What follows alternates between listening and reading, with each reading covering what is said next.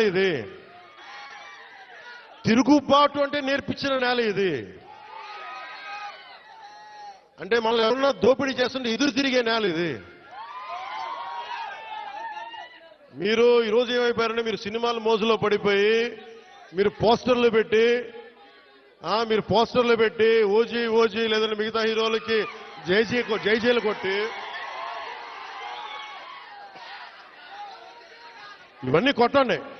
కానీ మీరు గనక మీ జీవిత బాధ్యత తీసుకోకపోతే ముందుకెళ్ళారు. మీరు మాట్లాడితే అన్నా మీసం తిప్పు అంటారు. నేను మీసం తిప్పితే